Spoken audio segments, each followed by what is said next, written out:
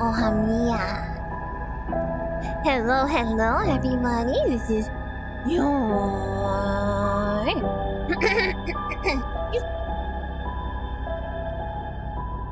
throat clearing, dream weaving, story reading, Spider Mama, Amiya Aranha. Oh, is the BGM too loud? I'm so sorry. It's down almost as low as it can go on YouTube. Come on. I have to be very delicate. Amiya Aranha. Oh. More pyramids, yeah, it's kind of thematic for the game that I played. Mistake, thank you for the 32 months. I love Lovecraft. Favorite author. Yeah, the stories have been quite neat and spooky. And I enjoyed reading them last time, so. This is Under the Pyramids. Apparently it was written for Harry Houdini. It's a longer one, and then I have two shorter ones. And these were all suggested by Buckles. So thank you guys so much. Synapse, thank you very much for the super chat. Thank you. Appreciate that. Alright. Are you guys ready for some spooky stories? And sorry it took a little bit longer. Also, sorry I'm like all sleepy voice. But sorry it took a little bit longer because Shust was giving me troubles. Excuse me. I wonder if this will be like that game. Maybe it's literally under the pyramids, you know, so.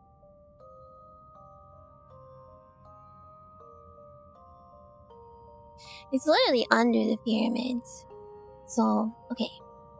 Which is kind of what that game was like. So it's just like that game. So yeah, thank you for the suggestions, guys. I got this one. I have Hypnos. And I have The Outsider. And we will try and read them all today. Okay.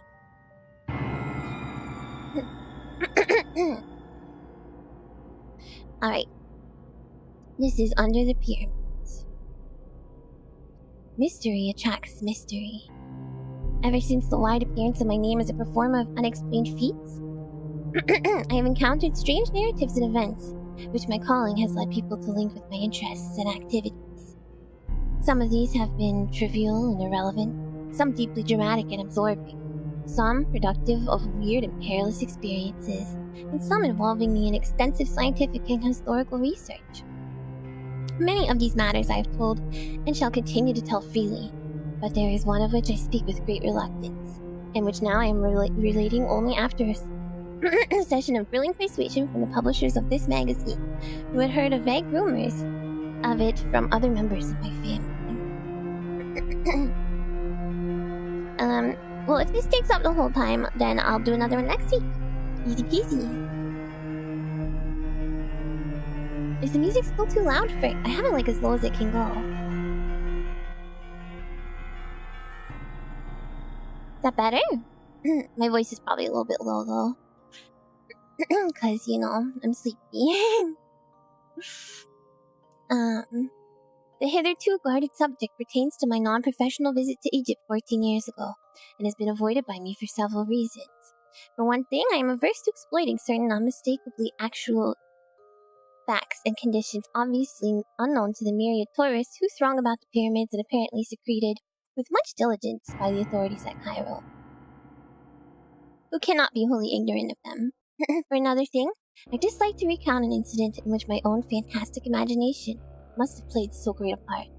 What I saw, or thought I saw, certainly did not take place, but is rather to be viewed as a result of my then recent readings in Egyptology, of the speculations and Memphis theme which my environment naturally prompted. These imaginative stimuli, magnified by the excitement of actual event terrible enough in itself, undoubtedly gave rise to the accumulating horror of that grotesque night so long in the past. In January 1910, I had finished a professional engagement in England and signed a contract for a tour of Australian theatres. A liberal time being allowed for the trip, I determined to make the most of it in the sort of travel which chiefly interests me. So, accompanied by my wife, I drifted pleasantly down the continent and embarked at Marseilles on the P&O steamer Malva, bound for Port Said. From that point, I proposed to visit the principal historical local lights of Lower Egypt, before leaving finally for Australia. The voyage was an agreeable one, and enlivened by many of the amusing incidents which shall befall a magic performer apart from his work. I had intended for the sake of quiet travel to keep my name a secret, but was goaded into betraying myself by a fellow magician whose anxiety to astound the passengers with ordinary tricks tempted me to duplicate and exceed his feats in a manner quite destructive of my incognito. Well, that's your own fault, Mr. Houdini. I mention this because of its ultimate effect, an effect I should have foreseen before unmasking to a shipload of tourists about to scatter throughout the Nile Valley. What it did was herald my identity wherever I subsequently went, and deprived my wife and me of all the placid inconspicuousness we had sought. Traveling to see curiosities, I was often forced to stand inspection as sort of a curiosity myself. I wonder if this guy had a little bit of an ego, although I guess it's Lovecraft writing it, so... He was goaded into betraying. Accidentally revealing your power level, amateur, yeah, he has no idea what it's like to be a VTuber. We had come to Egypt in search of the picturesque and mystically impressive, but found little enough when the ship edged to Port Said and discharged its passengers in small boats. Low dunes of sand, bobbing buoys in shallow water, and drearily European small town with nothing of interest, save the great Delesip statue, made us anxious to get on to something more worth our while. After some discussion, we decided to proceed at once to Cairo and the pyramids, later going to Alexandria for the Australian boat, and for whatever Greco-Roman sites that ancient metropolis might present. And there was a Japanese tour group there. The railway journey was tolerable enough and consumed only 4 hours and a half.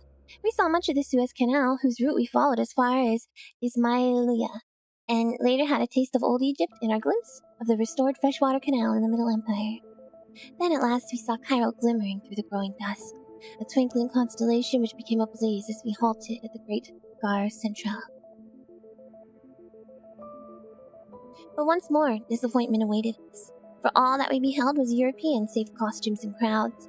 A prosaic subway led to a square teeming with carriages, taxicabs, and trolley cars, and gorgeous with electric lights shining on tall buildings.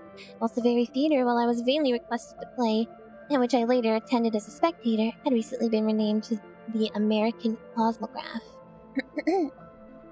We stopped at Shepherd's Hotel, reached in a taxi that sped along broad, smartly built-up streets, and amidst the perfect service of its restaurant, elevators, and generally Anglo-American luxuries, the mysterious East and immemorial past seemed very far away.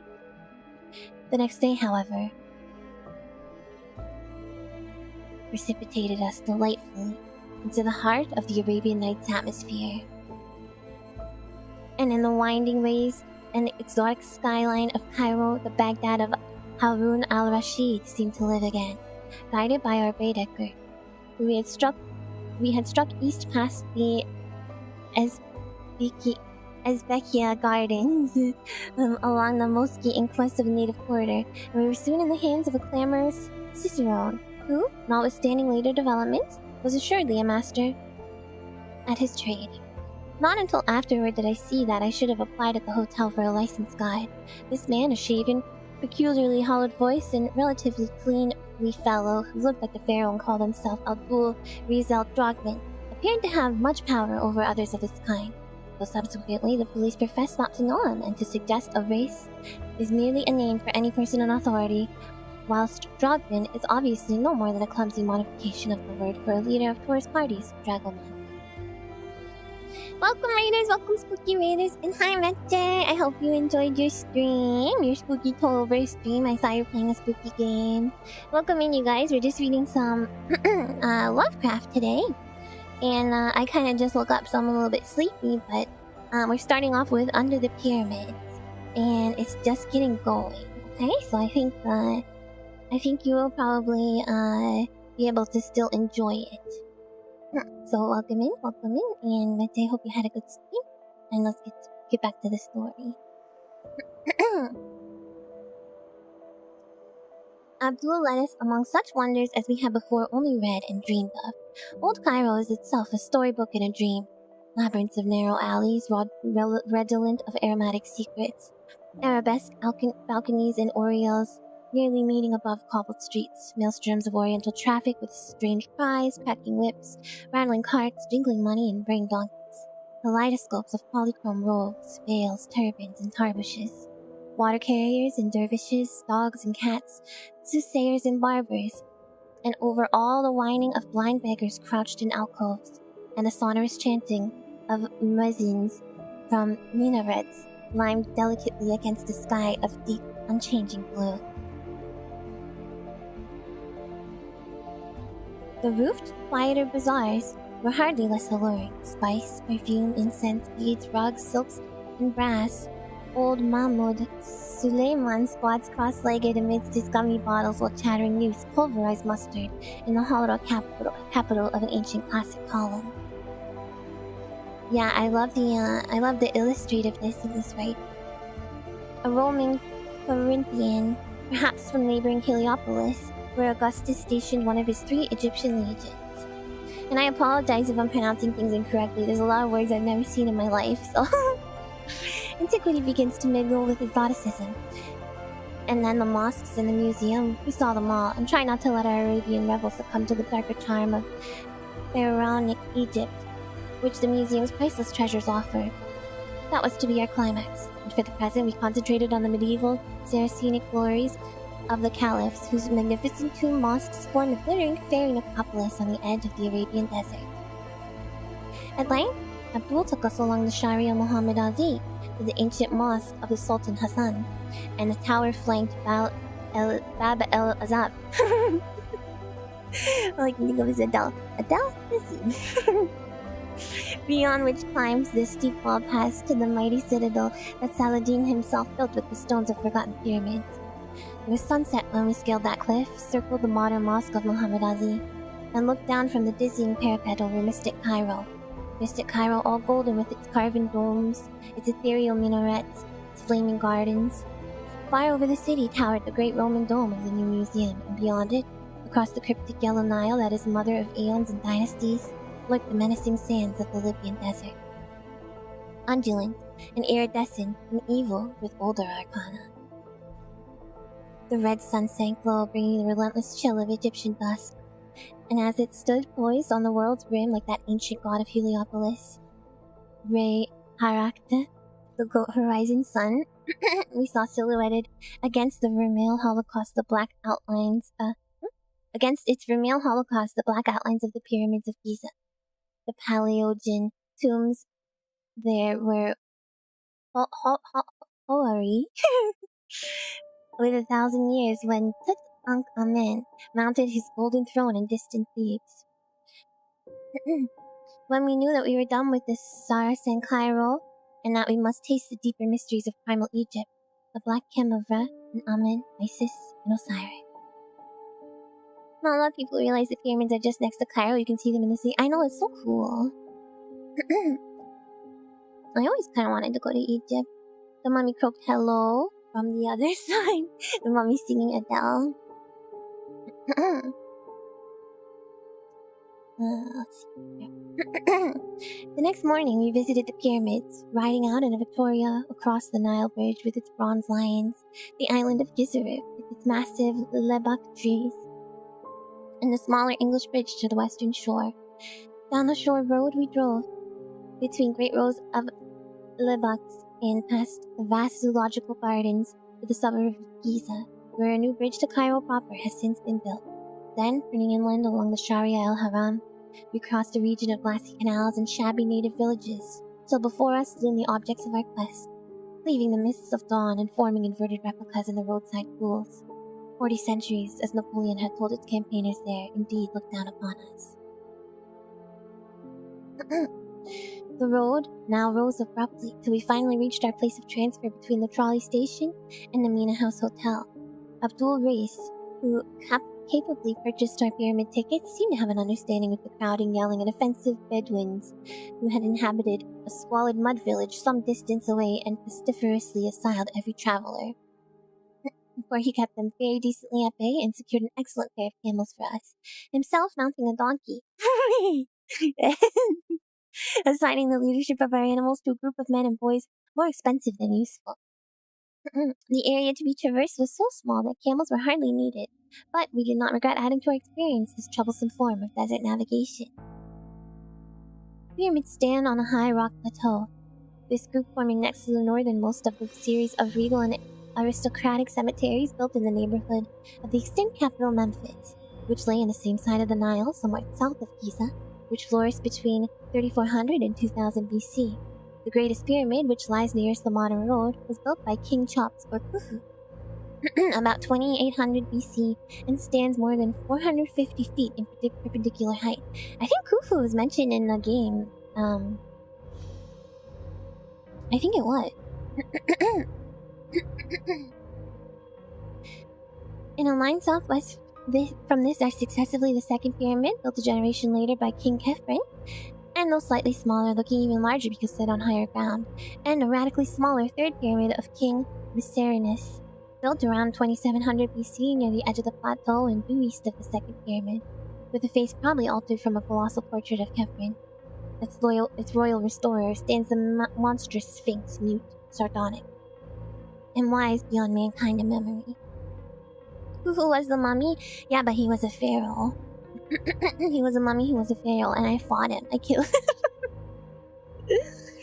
I did that.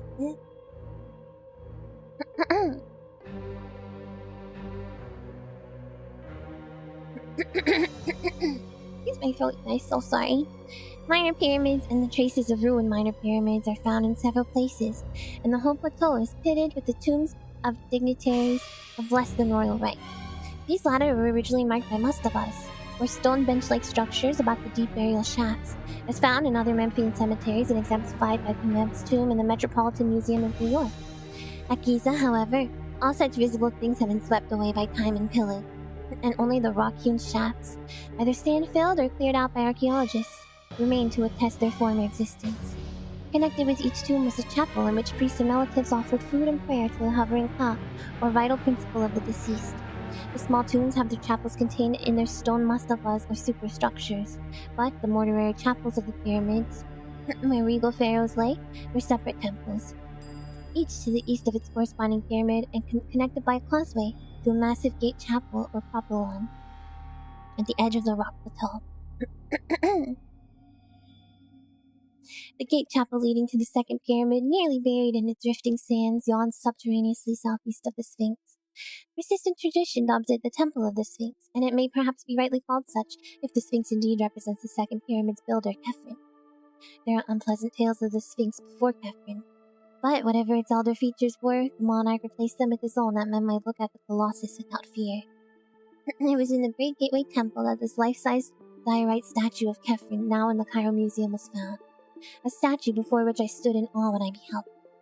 Whether the whole edifice is now excavated, I am not certain, but in 1910 most of it was below ground, with the entrance heavily barred at night. Germans were in charge of the work, and the war or other things may have stopped them. I'm gonna change this song.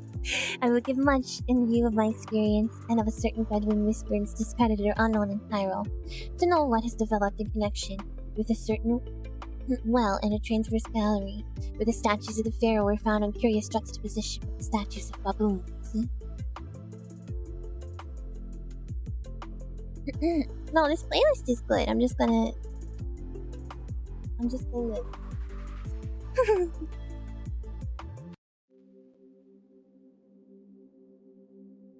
Okay.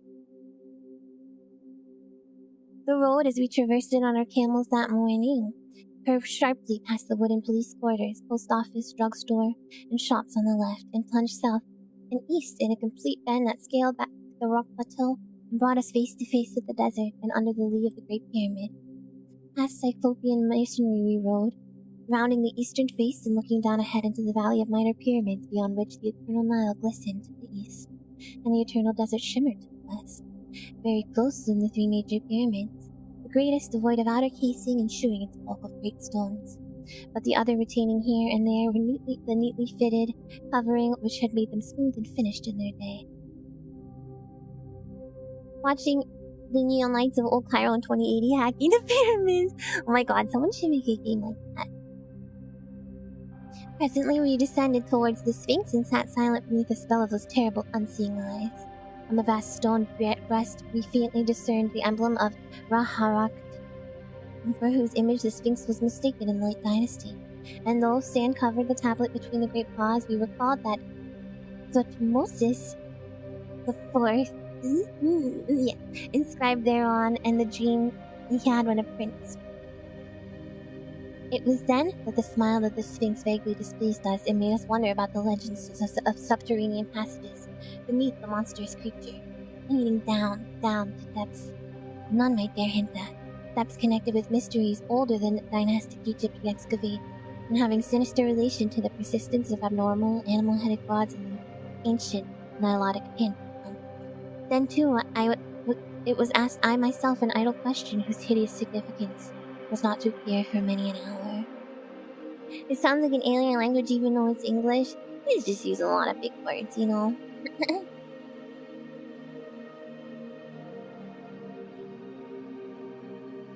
Other tourists now began to overtake us as we moved to the sand-choked temple of the Sphinx, 50 yards to the southeast, which I previously mentioned as the Great Gate of the Causeway to the Second Period's mortuary chapel on the plateau. Most of it was still underground, and although we dismounted and descended through a modern passageway through its alabaster corridor and pillared hall, I felt that Abdul, the local German attendant, had not shown us all there was to see. After this, we made the conventional circuit of the pyramid plateau, examining the second pyramid and the peculiar ruins of its mortuary chapel to the east. The third pyramid and its miniature southern satellites and ruined eastern chapel, the rock tombs and the honeycombings of the 4th and 5th dynasties, and the famous Campbell's tomb, whose shadowy shaft sinks precipitously for 53 feet through sinister sarcophagus, which one of our camel drivers divested of the cumbering sand after a vertiginous descent by rope. The cynical run-on sentence is also part of that trademark Lovecraft style. I know, that's why I'm running out of breath here, but... Guys now assailed us from the Great Pyramid, where Bedouins were besieging a party of tourists with offers of guidance to the top, or of displays of speed in the performance of solitary trips up and down. 7 minutes is said to be the record for such an ascent and descent, but many lusty sheiks and sons of sheiks assured us they could cut it to 5 if given the requisite impetus of liberal bakshish. I don't know what that is. They did not get this impetus, though we did let Abdul take us up. Thus obtaining a view of unprecedented magnificence, which included not only remote and glittering Cairo with its crowned citadel and background of full violet hills, but all the pyramids of the Memphian district as well, from Abu Rosh on the north to Dashur on the south. The Saqqara Step Pyramid, which marks the evolution of the Low Mastaba into the true pyramid, shewed clearly and alluringly in the sandy distance. It is close to this transition monument that the famed tomb of Karneb was found, more than 400 miles north of the Thebin Rock Valley where Tut Ankh-Amen sleeps. Again, I was forced to silence through sheer awe. The prospect of such antiquity and the secrets each Ori monument seemed to hold and brood over filled me with a reverence and sense of immensity nothing else ever gave. Fatigued by our climb and disgusted with the importunate Bedouins whose actions seemed to defy every rule of taste, we omitted the artist's detail of entering the cramped interior passage of any of the pyramids, though we saw several of the hardiest tourists preparing for the suffocating crawl through Chop's Midas Memorial. As we dismissed and overpaid our local bodyguard and drove back to Cairo with Abdul Rees under the afternoon sun, we half regretted the omission we had made. Such fascinating things were whispered about low pyramid passages not in the guidebooks. Passages whose entrances had been hastily blocked up and concealed by certain uncommunicative archaeologists who had found and begun to explore them. The name of them? Daniel Jackson. Oh, have a great day at work, Spectre Blade. The idle question. True woman of culture? Well, I can't take any credit because I have not read a lot of Lovecraft myself. I'm just taking suggestions from my book goals, but what I read in the past I did enjoy. This is Under the Pyramids. The archaeologists get a little spooked, which is fair enough. Even if there's no ghost, sometimes things are spooky, you know. That's all. Sometimes it's dark and spooky. I'm gonna take some coffee.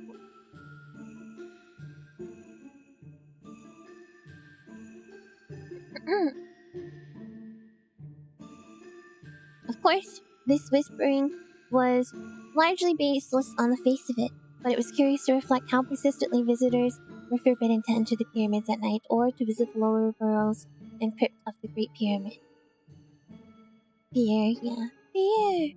And then we tiptoed gingerly through the pyramid halls and saw Christmas tree. This is a little Christmassy music. A little bit. It's kind of like mysterious and like, you know, a little bit. I feel like it has a little bit of you know, what's the word? Middle Eastern vibes as well. They don't want us finding the Stargate. Well, that's too dang bad, isn't it? Perhaps in the latter case it was the psychological effect, which was fear, the effect on the visitor of feeling himself huddled down beneath a gigantic world of solid masonry. Okay, this is way too goofy. Oh, this is Christmas. It's called Dark Christmas Music. I read Lovecraft, last year or the year before, yeah. Joined to the life he is known by the merest tube in which he may only crawl, and which any accident or evil design might block. The whole subject seemed so weird and alluring that we resolved to pay the Pyramid Plateau another visit at the earliest possible opportunity. For me, this opportunity came much earlier than expected. That evening, the members of our party feeling somewhat tired after strenuous program of the day, I went alone with Abdul Reese for a walk through the picturesque Arab quarter. Though I had seen it by day, I wished to study the alleys and bazaars in the dusk, when rich shadows and mellow gleams of light would add to their glamour and fantastic illusion. The native crowds were thinning, but were still very noisy and numerous when we came upon a knot of reveling Bedouins in the Suken Nahasin, or Bazaar of Coppersmiths. Their apparent leader, an insolent youth with heavy features and saucily cocked tarbush, took some notice of us, and evidently recognized with no great friendliness my competent but admittedly supercilious and a sneeringly disposed guy.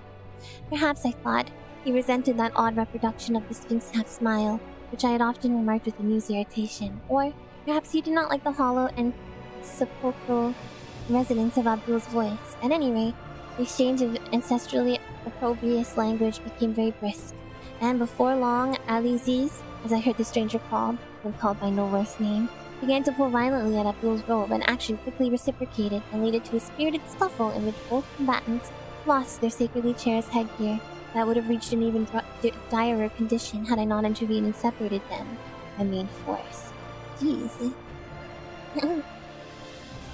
My interference, at first seemingly unwelcome on both sides, succeeded at last in effecting a truce. Sullenly, each belligerent composed his wrath and attire, with an assumption of dignity as profound as it was sudden. And the two formed a curious pact of honor, which I soon learned is a custom of great antiquity in Cairo. A pact for the settlement of their difference by means of a nocturnal fistfight atop the Great Pyramid.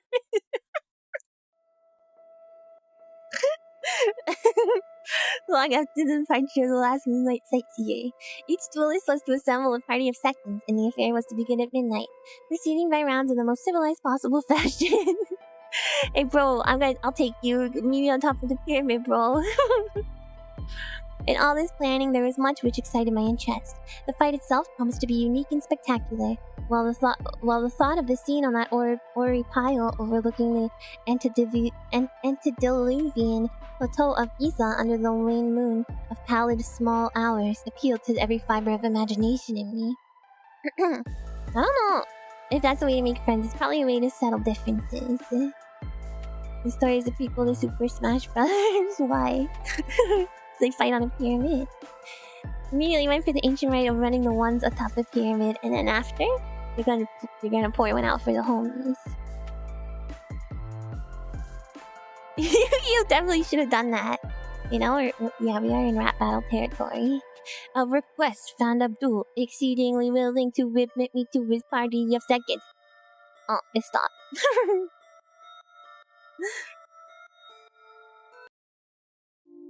So that all the rest of the early evening I accompanied him to various dens in the most lawless regions of town, mostly northeast of the Esbekia, where he gathered one by one a select and formidable band of congenial cutthroats as his pugilistic background.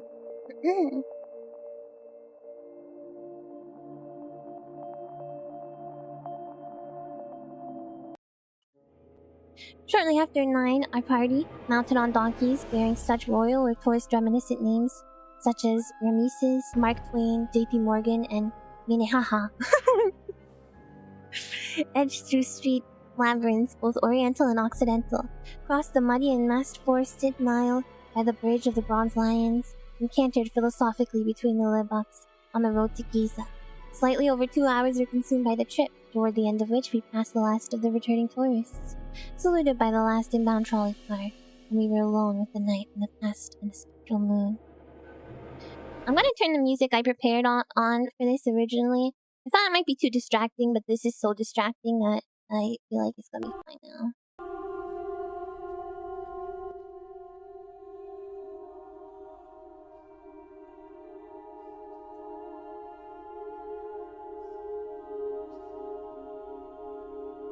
Alright. Then we saw the vast pyramids at the end of the avenue, ghoulish with a dim, atavistical menace, for which I had not seemed to notice in the daytime. Even the smallest of them held a hint of the ghastly, for was it not in this that they had buried Queen Nitocris alive in the 6th dynasty? Subtle Queen Nitocris, who once invited all her enemies to a feast in a temple below the Nile, and drowned them by opening the water gates? Whoa. I recalled the Arabs whisper things about Nitocris, and shunned the 3rd pyramid at certain phases of the moon. Nitocris. It must have been over her that Thomas More was brooding when he wrote a thing muttered about by Memphis Boatman. Oh, we're sure.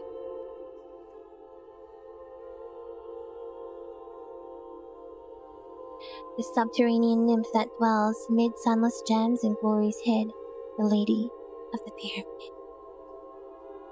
Early as we were, Ali Sees and his party were ahead of us, where we saw their donkeys outlined against the desert plateau, Kafir el Haram, toward which squalid Arab settlement. Close to the Sphinx, we had diverged instead of following the regular road to the Mina house, where some of the sleepy, inefficient police might have observed and halted us.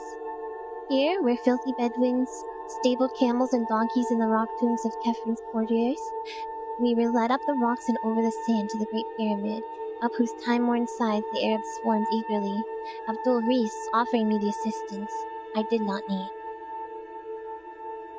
Is this volume okay? As most travelers know, the actual apex of the structure has been long worn away, leaving a reasonably flat platform 12 yards square. You laugh?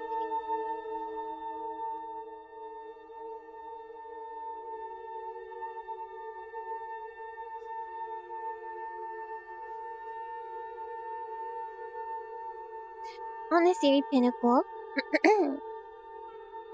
a squared circle was formed, and in a few moments the sardonic desert moon leered down upon a battle which, but for the equality of ringside cries, might well have occurred at some minor athletic club in America.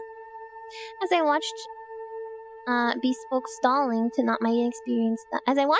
felt that some of our less desirable institutions were not lacking, for every blow, feint, and defense bespoke stalling to my not inexperienced eye. It was quickly over, and despite my misgivings as to methods, I felt a sort of proprietary pride when Abdul Rees was adjudged the winner. Reconciliation was phenomenally rapid amidst the singing, fraternizing, and drinking which followed. I found it difficult to realize that a quarrel had ever occurred. Oddly enough, I myself seemed to be more a center of notice than the antagonists, and from my smattering of Arabic, I judged that they were discussing my professional performances and escapes from every sort of manacle and confinement, in a manner which indicated not only a surprising knowledge of me, but a distinct hostility and skepticism considering my feats of escape. It gradually dawned on me that the elder magic of Egypt did not depart without leaving traces, and that fragments of a strange, secret lore and priestly cult practices have survived surreptitiously among the Fellahin to such an extent that the prowess of a strange Hawi or magician is resented and disputed. I thought of how much my hollow-voiced guide Abdul Rees looked like an old Egyptian priest or pharaoh or smiling sphinx. Guys, is Houdini the one that, like, he died when, like, he was like, I can get punched in the stomach a lot? Or am I thinking of someone else? Took a punch to the guy. He is the one. No, it wasn't just one punch to the guy, it was like several. Okay, it's pretty hardcore. Suddenly something happened in which a flash proved the correctness of my reflections and made me curse the defenses, whereby I accepted this night's offense as other than the empty malicious frame-up they now shewed themselves to be. That was a Simpsons episode. Isn't that Cannonballs? All kinds of crazy stuff is happening in the 20th century. Houdini's the newest favorite idol. It was him getting punched before he was ready, so he took the blow really poorly. Oh, okay. He got caught off guard by a sucker punch and chose not to cancel his show to get treated. He could have, yeah, I read that he didn't end up going to the hospital. So that's about who this story is about. Without warning and doubtless in answer to some subtle signs from Abdul, the entire band of Bedouins precipitated itself upon me, and having produced heavy ropes, oh my god, soon had me bound as securely as I was ever bound in the course of my life, either on stage or off. They were like, escape from this one. Everyone's mistreating Harry Houdini. I struggled at first, but soon saw that one man could make no headway against a band of over 20 sinewy barbarians. My hands were tied behind my back, my knees bent to their fullest extent, and my wrists and ankles stoutly linked together with unyielding cords. A stifling gag was forced into my mouth, and a blindfold fastened tightly over my eyes. Then, as the Arabs bore me aloft on their shoulders and began a jauntling descent to the pyramid, I heard the taunts of my late guide Abdul, who mocked and jeered delightedly in his hollow voice, and assured me that I was soon to have my magic powers put to a supreme test, which would quickly remove any egotism I might have gained through triumphing over all the tests offered by America and Europe. He was a skeptic against spiritualists and mediums. My guy. This is Lovecraft writing for Houdini, yes. Egypt, he reminded me, is very old, and full of inner mysteries and antique powers not even conceivable to the experts of today, whose devices had so uniformly failed to entrap me. How far or in what direction I was carried, I cannot tell, for the circumstances were all against the formation of any accurate judgment. I know, however, that could have not been a great distance, since my bearers at no point hastened beyond a walk, yet kept me aloft in a surprisingly short time. It is this perplexing brevity which makes me feel almost like shuddering whenever I think of Giza and its plateau. For one is oppressed by hints of closeness to everyday tourist routes of what existed there and must exist still. The evil abnormality I speak of did not become manifest at first. Setting me down on a surface which I recognized as sand rather than rock, my captors passed a rope around my chest and dragged me a few feet to a ragged opening in the ground, into which they presently lowered me with much rough handling. For apparent eons I bumped against the stony irregular sides of a narrow-hewn well, which I took to be one of the numerous burial shafts of the plateau, and the prodigious, almost incredible depth of it robbed me of all basis of conjecture. The horror of the experience deepened with every dragging second. That any descent through the sheer solid rock could be so vast without reaching the core of the planet itself, or that any rope made by man could be so long as to dangle me in these unholy and seemingly fathomless profundities of Nether Earth, were beliefs of such grotesqueness that it was easier to doubt my agitated senses than to accept them. Even now I am uncertain, for I know how deceitful the sense of time becomes, when one or more of the usual perceptions or conditions of life is removed or distorted. But I am quite sure that I persevered a logical consciousness that far. That at least I did not add any full-grown phantoms of imagination to a picture hideous enough in its reality, and explicable by a type of cerebral illusion vastly short of actual hallucination. All this was not the cause of my first bit of fainting. The shocking ordeal was cumulative, and the beginning of the later terrors was a very perceptible increase in my rate of descent. They were paying off that infinitely long rope very swiftly now, and I scraped cruelly against the rough and constricted sides of the shaft as I shot madly downward. My clothing was in tatters, and I felt the trickle of blood all over, even above the mounting and excruciating pain. My nostrils, too, were assailed by a scarcely definable menace, a creeping odor of damp staleness, curiously unlike anything I'd ever smelt before, having faint overtones of spice and incense that lent an element of mockery. The mental cataclysm came. It was horrible, hideous beyond all articulate description, because it was all of the soul with nothing of detail to describe. It was the ecstasy of nightmare and the summation of the fiendish. The suddenness of it was apocalyptic and demoniac. One moment I was plunging astonishingly down that narrow well of million-toothed torture, yet the next moment I was soaring on bat wings in the gulfs of hell, swinging free and swoopingly through illimitable miles of boundless, musty space, rising dizzily to measureless pinnacles of chilling ether, then diving gaspingly to sucking nadirs of ravenous, nauseous lower vacua. Thank God the mercy that shot out in oblivion these clawing furies of consciousness, which half unhinged my faculties and tore harpy-like at my spirit. That one respite, short as it was, gave me the strength and sanity to endure those still greater sublimations of cosmic panic that lurked and gibbered on the road ahead.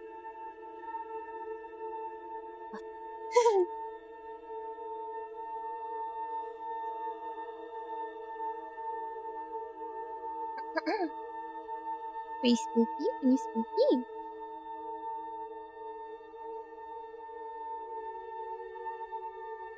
It was very gradually that I regained my senses, and after that eldritch flight through Stygian space. The process was infinitely painful and colored by fantastic dreams in which my bound and gagged condition found singular embodiment. The precise nature of these dreams was very clear while I was experiencing them, but became blurred in my recollection almost immediately afterward, and was soon reduced to the merest outline of the terrible events, real or imaginary, which followed. I dreamt that I was in the grasp of a great and horrible paw, a yellow, hairy, five-clawed paw which had reached out of the earth to crush and engulf me. And when I stopped to reflect what the paw was, it seemed to me that it was Egypt.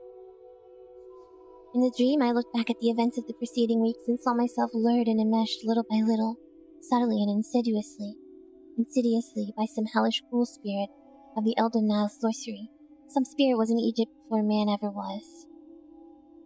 And that will be where man is no more.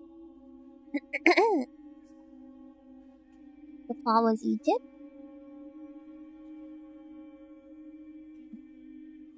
I saw the horror and unwholesome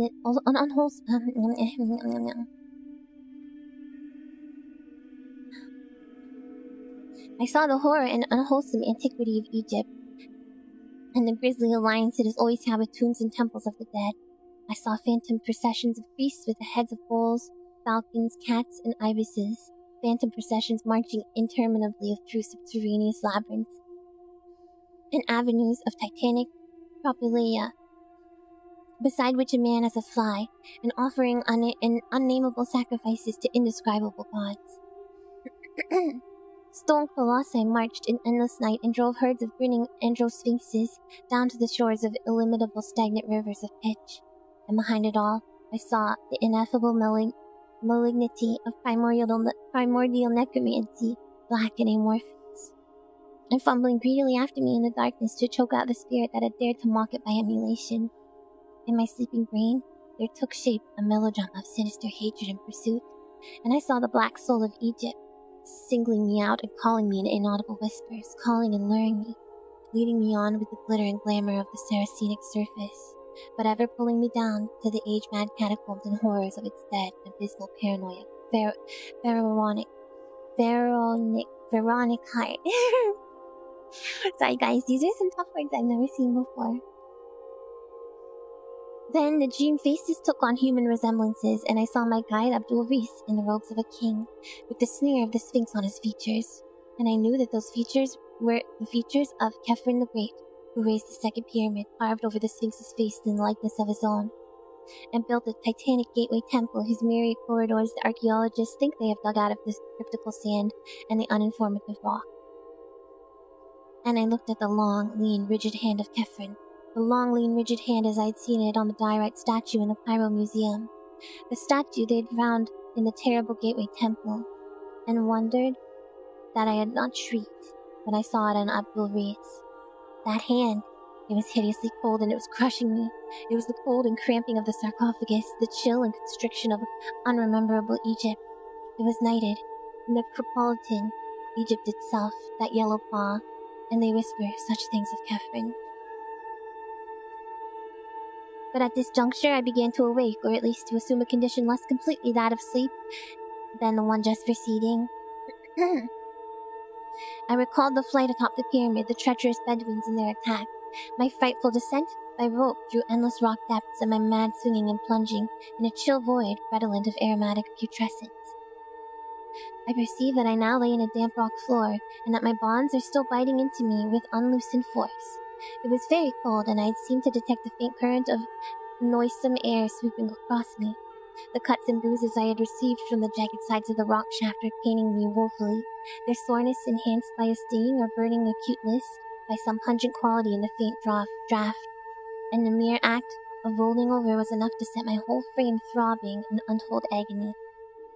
As I turned, I felt a tug from above, and concluded that the rope whereby I was lowered still reached to the surface. Whether or not the Arabs still held it, I had no idea. Nor had I any idea how far within the earth I was. I knew that the darkness around me was wholly or nearly total, since no ray of moonlight penetrated my blindfold. But I did not trust my senses enough to accept as evidence of extreme depth the sensation of vast duration which had characterized my descent. Knowing at least that I was in a space of considerable extent reached from the surface directly above by opening in the rock, I doubtfully conjectured that my prison was perhaps the buried gateway chapel of old Kefren, the temple of the Sphinx. Perhaps some inner corridor which the guides had not shewn me during my morning visit, and from which I might easily escape if I could find my way to the barred entrance.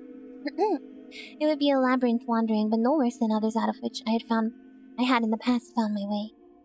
The first step was to get free of my bonds, gag, and blindfold, and this I knew would be no great task, since subtler experts than these Arabs had tried every known species of fetter upon me during my long and varied career as an exponent of escape, yet had never succeeded in defeating my method. He's really, gassing up Houdini here. Being like, oh yeah, they put you in this crazy freaking epic, the craziest way you've been tied up yet, and you're gonna escape it. Just wandering to ancient Egyptian labyrinth in the dark, no big deal, no big deal. He's a big fan. Guy saw one shell. It's kind of precious. He was pretty cool. Houdini, yeah. Houdini seems like he was cool. Saw fears this guy, you mean Jigsaw. Then it occurred to me that the Arabs might be ready to meet and attack me at the entrance upon any evidence of my probable escape from the binding cords, as would be furnished by any decided agitation of the rope which they probably held. This, of course, was taking for granted that my place of confinement was indeed King Kefren's temple of the Sphinx. The direct opening in the roof, wherever it might lurk, could not be beyond easy reach of the ordinary modern entrance near the Sphinx. If in truth it were in great distance at all on the surface, since total area known to visitors is not at all enormous, I had not noticed any such opening during my daytime pilgrimage, but knew that these things were easily overlooked amidst the drifting sands. Thinking these matters over as I lay bent and bound on the rock floor, I nearly forgot the horrors of the abysmal descent and cavernous swinging, which had so lately reduced me to a coma. My present thought was only to outwit the Arabs, and I accordingly determined to work myself free as quickly as possible, avoiding any tug on the descending line which might betray an effective or even problematical attempt at freedom. This, however, was more easily determined than effected. A few preliminary trials made it clear that little could be accomplished without considerable motion. And it did not surprise me when, after one especially energetic struggle, I began to feel the coils of falling rope as they piled about me and upon me.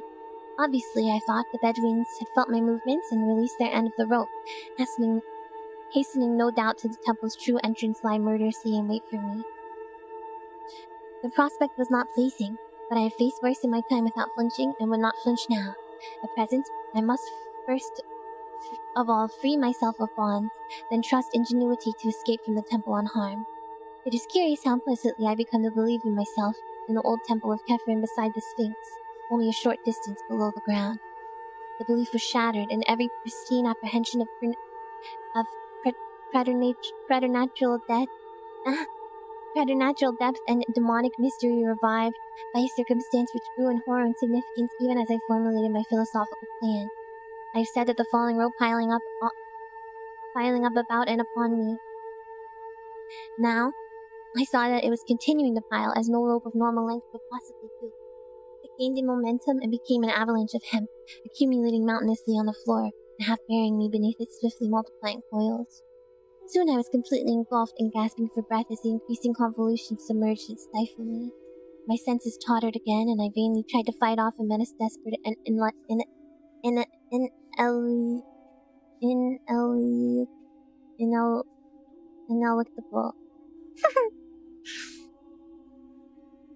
Ineluctable.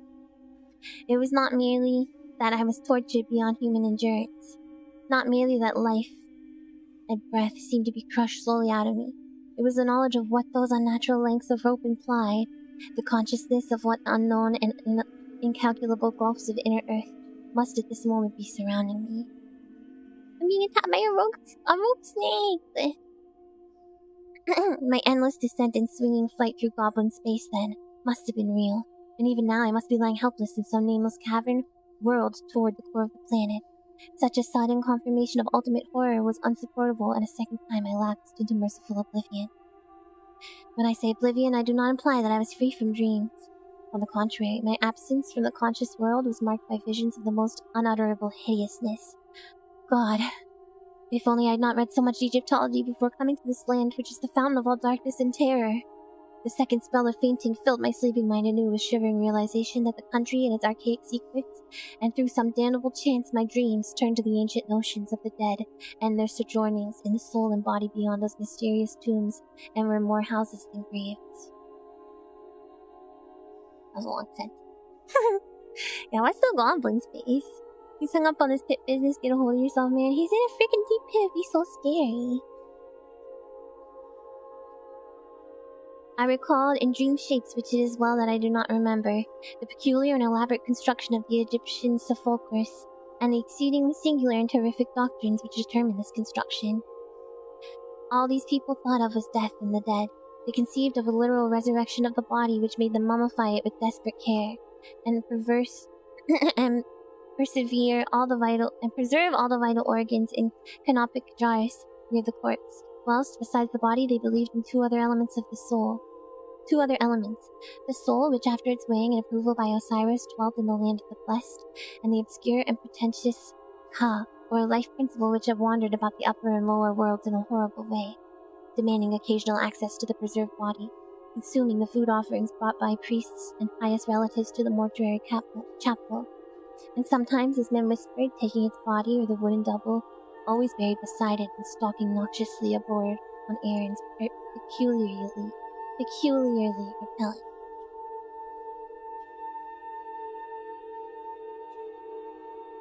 If you were in his position, you wouldn't cry? I'm not so sure. Look, Monsieur.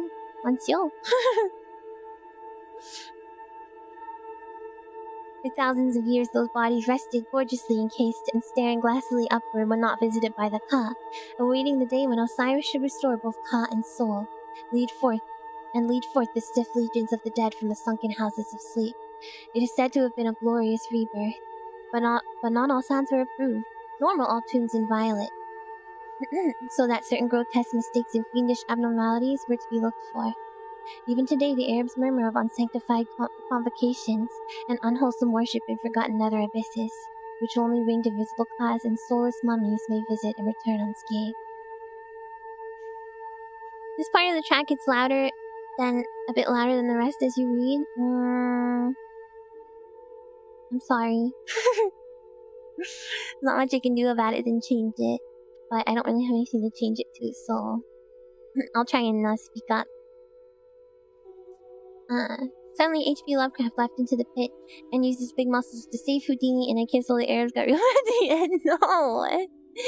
No, it's not that kind of fanfic, guys. Where was I? Here we go.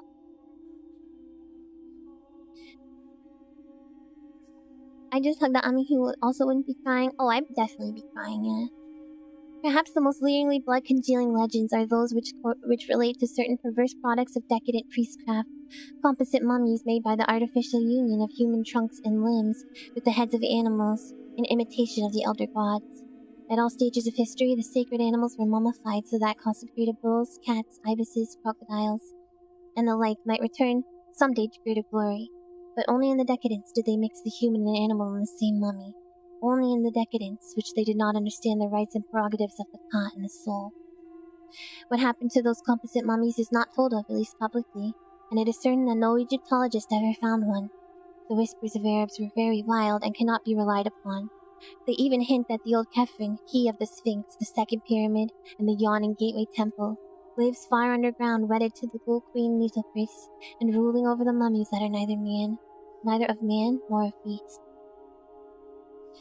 It was of these, of Khephren and his consort and his strange armies of the hybrid dead, that I dreamed, and that is why I am glad the exact dream shapes have faded from my memory.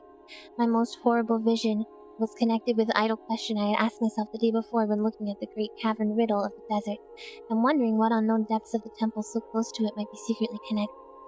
That question, so innocent and whimsical then, assumed in my dream a meaning of frenetic and hysterical madness. What huge and loathsome abnormality was the Sphinx originally carved to represent? My second awakening, if awakening it was, is a memory of stark hideousness, which nothing else in my life, save one thing which came after, can parallel. And that life has been full and adventurous beyond most men's. Perhaps that I lost consciousness while buried beneath a cascade of falling rope whose immensity revealed the cataclysmic depth of my present position. Now, as perception returned, I felt the entire weight gone, and realized upon rolling over that although I was still tied, gagged, and blindfolded, some agency had removed completely the suffocating hempen landslide which had overwhelmed me. You dreamed it, bro. The significance of this condition, of course, came to me only gradually, but even so, I think I would have brought it would have brought unconsciousness again had I not by this time reached such a state of emotional exhaustion that no new horror could make much difference. I was alone. With what? Before I could torture myself with any new reflection, or make any fresh effort to escape from my bonds, an additional circumstance became manifest. Pains not formerly felt were racking my arms and legs, and I seemed coated with profusion of dry blood beyond anything my former cuts and abrasions could furnish.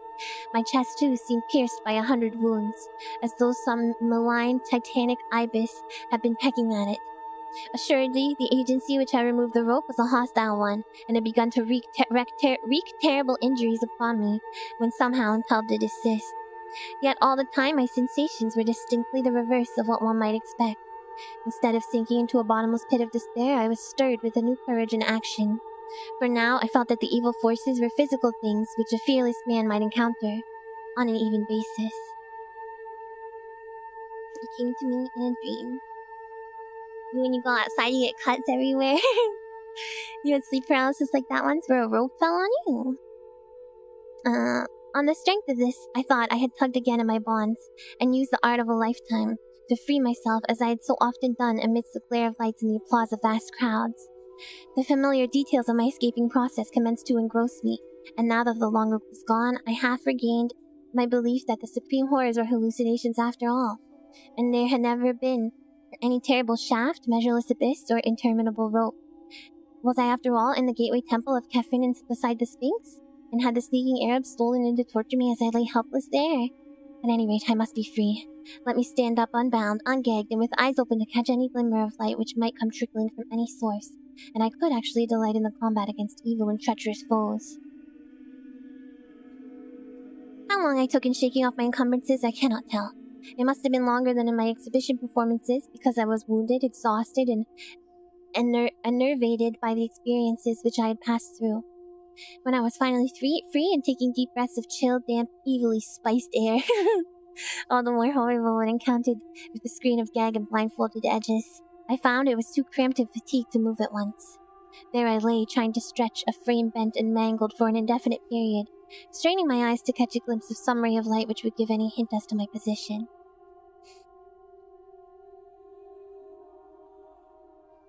By degrees, my strength and flexibility returned, but my eyes beheld nothing. As I staggered to my feet, I peered diligently in every direction, yet met only an ebony blackness as great that I had known when blindfolded. I tried my legs, blood encrusted beneath my shredded trousers, and found that I could walk, yet could not decide in what direction to go. Obviously, I ought to not walk at random, and perhaps retreat directly from the entrance I sought.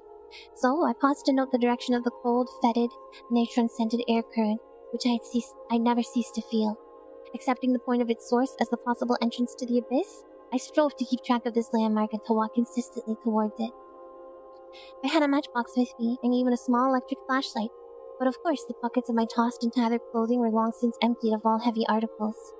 As I walked cautiously in the blackness, the draft grew stronger and more offensive, till at length I could regard it as nothing less than a tangible stream of detestable vapor pouring out of some aperture, like the smoke of the genie from the fisherman's jar in the Eastern tale. The East, Egypt. Truly, this dark cradle of civilization was ever the wellspring of horrors and marvels unspeakable. Spicy evil air. It's probably Kaifi. He's smelling Egypt's most famous incense. Kaifi. I wonder what it smells like. I soon discovered I was in a gamer's bedroom. This wall jumping way back up to the entrance area, you're a pro. He's not Ninja freaking Gaiden. The more I reflected on the nature of this cabin wind, the greater my sense of disquiet became. For, although despite its odor I had sought its source as at least an indirect clue to the outer world, I now saw plainly that this foul emanation could have no admixture or connection whatsoever with the clean air of the Libyan desert, but must be essentially a thing vomited from sinister gulfs still lower down. I had then been walking in the wrong direction. After a moment's reflection, I decided not to retrace my steps. Away from the draft, I would have no landmarks, and for roughly level rock floor was devoid of distinctive configurations. If, however, I followed up the strange current, I would undoubtedly arrive at an aperture of some sort, from whose gate I could perhaps work round the walls to the opposite side of the cyclopean and otherwise unnavigable hall. That I might fail, I well realized. I saw this was no part of Kefren's gateway temple which tourists knew, and it struck me that this particular hall might have been unknown even to archaeologists, and merely stumbled upon by the inquisitive and malignant Arabs who had imprisoned me. If so, was there any present gate of escape to the known parts or the outer air? What evidence indeed did I now possess that this was a gateway or a temple at all? For a moment all my wildest speculations rushed back upon me, and I thought that of the vivid melange of impressions, descent, suspension in space, the rope, my wounds, and the dreams that were frankly dreams. Was this the end of life for me? Or indeed, would it be merciful if this moment were the end? I could answer none of my own questions, but merely kept on till fate for a third time reduced me to oblivion. This time, there were no dreams, for the suddenness of the incident shocked me out of all thought, either conscious or subconscious. Tripping on an unexpected descending step as a point where the offensive draft became strong enough to offer an actual physical resistance, I was precipitated headlong down a black flight of huge stone stairs into a gulf of hideousness unrelieved. That I ever breathed again is a tribute to the inherent vitality of the healthy human organism. Often I look back to that night and feel a touch of actual humor in those repeated lapses of consciousness, lapses whose succession reminded me at the time of nothing more than the crude cinema melodramas of that period. Of course, it is possible that repeated lapses never occurred, and that all the features of the underground nightmare were merely the dreams of one long coma, which began with the shock of my descent into that abyss and ended with the healing balm of the outer air and the rising sun, which had found me stretched on the sands of Giza before the sardonic and thorn-flushed face of the Great Sphinx.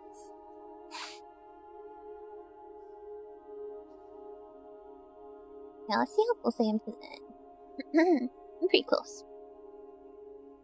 I prefer to believe this latter explanation as much as I can, hence was glad when the police told me that the barrier to Kefren's gateway temple had been found unfastened, and that a sizable rift to the surface did actually exist in one corner of the still-buried part.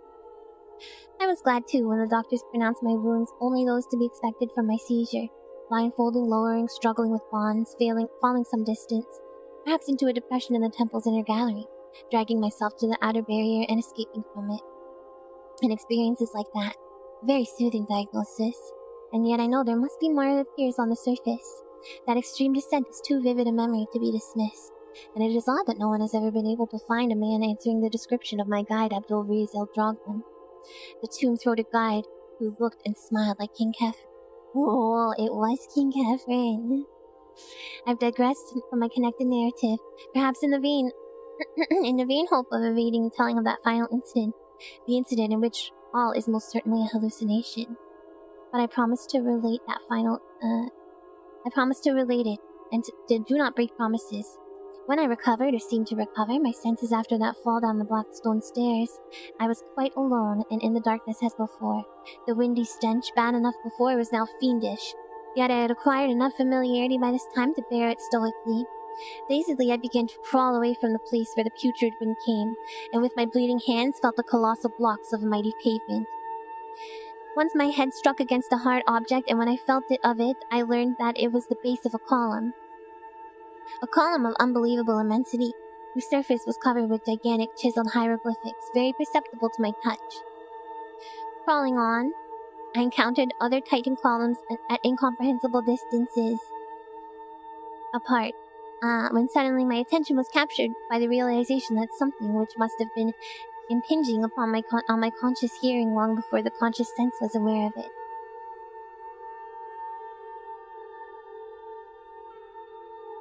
From some still lower chasm in Earth's bowels were proceeding certain sounds, measured and definite, and like nothing I had ever heard before. They were very ancient and distinctly ceremonial, I felt almost intuitively. And much reading in Egyptology had led me to associate them with the flute, the sambuk, the sistrum, and the tympanum. In their rhythmic piping, droning, rattling, and beating, I felt an element of terror beyond all known terrors of Earth. A terror peculiarly dissociated from personal fear, and taking the form of a sort of objective pity for our planet, that it should hold within its depths such horrors and must lie beyond the Egyptanic cacophonies. Egyptanic? Egyptanic? The sounds increased in volume, and I felt that they were approaching. Then, and may all the gods of all pantheons unite to keep the light from my ears again, I began to hear, faintly and far off, the morbid and millennial tramping and marching of things. It was hideous that footfalls so dissimilar should move in such perfect rhythm. The training of unhallowed thousands of years must lie beyond that march of Earth's inmost monstrosities. Padding, clinking, walking, stalking, rumbling, lumbering, crawling, and all to the abhorrent discords of those mocking instruments. And then, God keep the memory of those Arab legends out of my head, the mummies without souls, the meeting place of the wandering cuts, the hordes of the devil-cursed pharaonic dead of 40 centuries, the composite mummies led through the uttermost onyx voids by King Khephren and his Newel Queen, Nitocris. The tramping drew near, having saved me from the sound of those feet and paws and hooves and pads and talons as it commenced to acquire detail. Down limitless reaches of sunless pavement, a spark of light flickered in the malodorous wind, and I drew behind the enormous circumference of a cyclopic column that I might escape for a while. The horror that was stalking, million-footed towards me through gigantic hypostles of inhuman dread and phobic antiquity. The flickers increased, and the tramping of the dissonant rhythm grew sickeningly loud. In the quivering orange light, there stood faintly forth a scene of such stony awe that I gasped from sheer wonder that conquered even fear and repulsion. Bases of columns whose middles were higher than human sight. Mere bases of things that must each dwarf the Eiffel Tower to insignificance. Hieroglyphics carved by unthinkable hands in caverns where daylight could only be a remote legend. I would not look at the marching things, that I desperately resolved as I heard their creaking joints and nitrous wheezing above the dead music and the dead trampling. It was merciful that they did not speak, but God, their crazy torches began to cast shadows upon the surface of those stupendous columns. Heaven take it away! Hippopotami should not have human hands and carry torches. Men should not have heads of crocodiles. I tried to turn away, but the shadows and the sounds of the stench were everywhere. Then I remembered something I used to do in half-conscious nightmares as a boy, and began to repeat to myself, "This is a dream! This is a dream!" But it was of no use, and I could only shut my eyes and pray. At least, this is what I think I did. For one is never sure in visions, and I know this can have been nothing more. I wondered whether I should ever reach the world again, and at times would furtively open my eyes to see if I could discern any feature of the place other than the wind of spiced putrefaction, the topless columns, the thaumatropically grotesque shadows of abnormal horror, the sputtering glare of multiplying torches now shone, and unless this hellish place were wholly without walls, I could not fail to see some boundary or fixed landmark soon. But I had to shut my eyes again when I realized how many of the things were assembling, and when I glimpsed a certain object walking solemnly, steadily, without a body above the waist.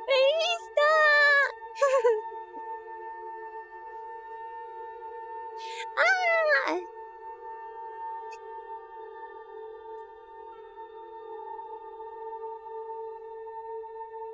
A fiendish and ululent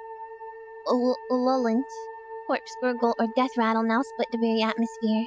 The charnel atmosphere poisonous with naphtha and bitumen blasts in one concerted course from the ghoulish legion of hyper-blasphemies. My eyes, perversely shaken open, gazed for an instant upon a sight which no human creature could even imagine without panic, fear, and physical exhaustion. The things had filed ceremonially in one direction, the direction of the noisome wind, where the light of their torches shewed their bended heads. Charnel, aka Bones. We're in the depths. Music is fitting. This is a classical song. I will tell you guys what song it is after. They were worshipping before a great black belching aperture, which reached up almost out of sight and in which I could see was flanked at right angles by two giant staircases whose ends were far away in shadow. One of these was indubitably the staircase I had fallen down. The dimensions of the hole were fully in proportion with those of the columns. An ordinary house would have been lost in it, and any average public building could easily have been moved in and out. It was so vast a surface that only by moving the eye could one trace its boundaries. So vast, so hideously black, and so aromatically stinking. Directly in front of this yawning, polyphemus door, the things were throwing objects, evidently sacrifices or religious offerings to judge by their gestures. Indubitably.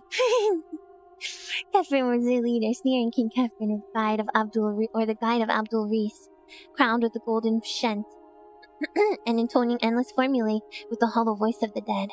By his side knelt beautiful Queen Nitocris, whom I saw in profile for a moment, noting that the right half of her face was eaten away by rats or other ghouls. And I shut my eyes again when I saw what objects were being thrown as offerings to the fetid aperture of its impossible local deity. It occurred to me that judging from the elaborateness of his worship, the concealed deity must be one of considerable importance. Was it Osiris or Isis, Horus or Anubis, or some vast unknown god of the dead still more central and supreme? There is a legend that terrible altars and colossi were reared to the unknown one before even the gods were worshipped. And now, as I steeled myself to watch with the rapt and sepulchral adorations of those nameless things, a thought of escape flashed upon me. The hall was dim and the columns heavy with shadow, with every creature of that nightmare throng absorbed in shocking raptures. It might be barely possible for me to creep past to the faraway end of one of the staircases and ascend unseen, trusting to fate and skill to deliver me from the upper reaches. Where I was, I neither knew nor seriously reflected upon, and for a moment it struck me as amusing to plan a serious escape from that which I knew to be a dream. Was I in some hidden and unsuspected lower realm of Kefren's Gateway Temple? That temple which generations have persistently called the Temple of the Sphinx? I could not conjecture, but I resolved to ascend to life and consciousness if wit and muscle could carry me. Sepulchra. Okay, Sepulchra. Did I say that right? Wriggling flat on my stomach, I began the anxious journey towards the foot of the left-hand staircase, which seemed more accessible of the two. I cannot describe the incidents and sensations of that crawl, but they may be guessed when one reflects on what I had to watch steadily, in that malign, wind-blown torchlight, in order to avoid detection. The bottom of the staircase was, as I have said, far away in shadow, as it had to be to rise without a bend to the dizzy, parapeted landing above the Titanic aperture. This placed the last stages of my crawl at some distance from the noisome herd, though the spectacle chilled me even when quite remote at my right. At length I succeeded in reaching the steps and began to climb, keeping close to the wall, on which I observed decorations of the most hideous sort, and relying for safety on the absorbed ecstatic interest with which the monstrosities watched the foul-breezed aperture and the impious objects of nourishment they had flung on the pavement before it. Though the staircase was huge and steep, fashioned of vast porphyry blocks, as if for the feet of a giant, the ascent seemed virtually interminable. The dread of discovery and the pain which renewed exercise had brought to my wounds combined to make that upward crawl a thing of agonizing memory. I had intended, on reaching the landing, to climb immediately onward along whatever upper staircase might mount from there, stopping for no last look at the carrion abominations that pawned and genuflected some 70 or 80 feet below, yet a sudden repetition of that thunderous corpse gurgle and death-rattle chorus coming as I nearly gained the top of the flight, and shewing by its ceremonial rhythm that it was not an alarm of my discovery, caused me to pause and peer cautiously over the parapet. The monstrosities were hailing something which had poked itself out of the nauseous aperture to seize the hellish fare proffered it. It was something quite ponderous, even as seen from my height, something yellowish and hairy, and endowed with a sort of nervous motion. It was large, perhaps, as a good-sized hippopotamus, but very curiously shaped. It seemed to have no neck, but 5 separate shaggy heads springing in a row from a roughly cylindrical trunk. The first very small, the second good size, the third and fourth equal, and the largest of all, the fifth, rather small. Though not so small as the first. One of these heads darted curious rigid tentacles which seized ravenously on the excessively great quantities of unmentionable food placed before the aperture. There's the tentacles. Once in a while, the thing would leap up, and occasionally it would retreat into its den in a very odd manner. Its locomotion was so inexplicable that I stared in fascination, wishing it would emerge further from the cavernous layer beneath me. Then it did emerge. It did emerge, and at the sight I turned and fled to the darkness, up the higher staircase that rose behind me, fled unknowingly up incredible steps and ladders and inclined planes to which no human sight or logic guided me, and which I must ever relegate to the world of dreams for want of any confirmation. It must have been dreamed, or the dawn that would never have found me breathing on the sands of Giza before the sardonic dawn-flushed face of the Great Sphinx.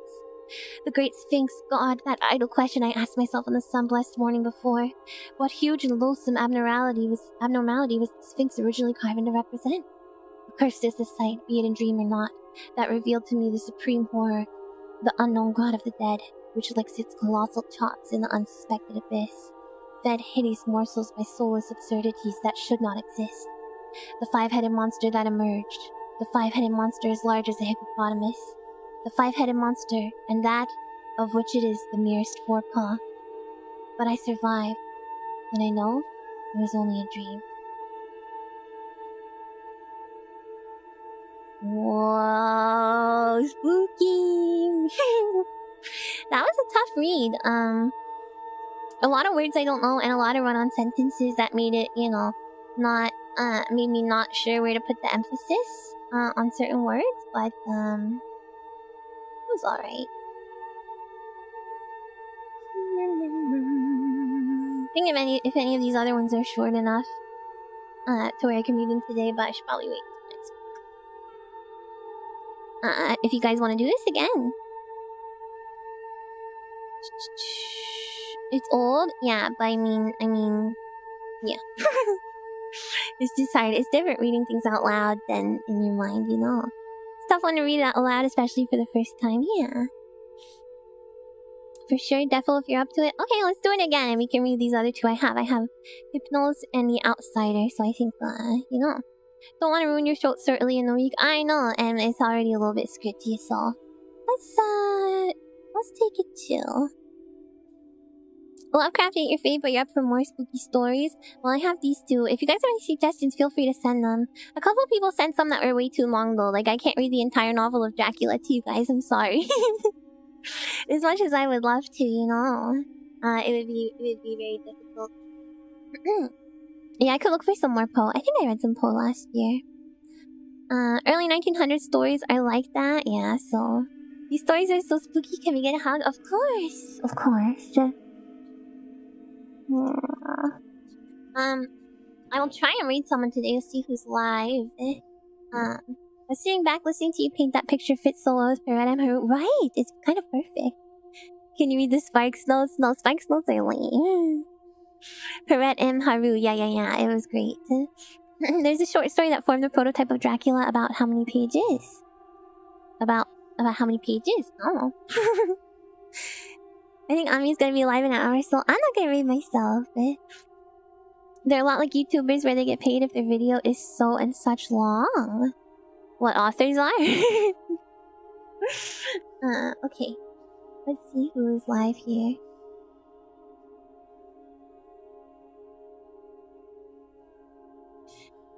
Maybe an expert, like one of the scary scenes from Dracula. Dracula's Guest, it was a short story that was actually the first chapter of the original Dracula script. It's like 30 pages long. Okay, it's not that crazy. Let's see here. Oh, the uncle is live. Oh, playing Gunstar Heroes, you guys. That's an amazing game. A treasure game. The serialization days was full of authors just pumping pages and pages of short stories. Yeah, I mean, I guess you can be very descriptive and, what is the word? Fancy. with your, descriptions of things. When you need to have, when it's a short story, but you need it to have a certain amount of pages, Oh, what's a good limit to keep in mind for a submission? I mean, about as long as the one I just read would probably be the limit, so I don't know the word count of that. Let me look.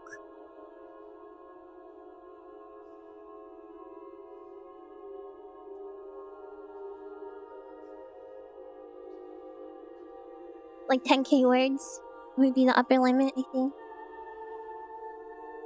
Yeah. Alright, let's raid Yanko then, and you guys can check out her play Gunstar Heroes. And then I'll be streaming a little bit later today. Charles Dickens' Oliver Twist is paid by the word. Whoa! How much?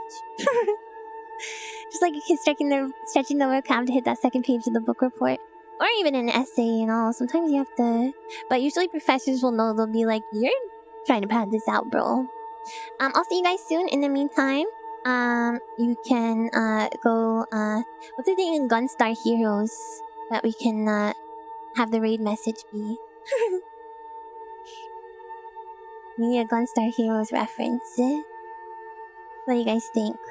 The Raven? I believe I read The Raven. Hey, you miss pal. That's not. That's different. That's Darkseid. You guys are so welcome. I hope you enjoyed it. Let's do more next week, okay? Pew pew spider raid. Pew pew. Pew pew pew. Melon bread raid. She probably hasn't gotten that far yet. Melon bread raid, you'll understand later. Okay, do pew pew spider raid. Alright guys, I'll see you for the normal stream in a little bit. Thank you so much for coming today. Otsukaresamiya. Oyasumiya. See you later for blood. Bye bye.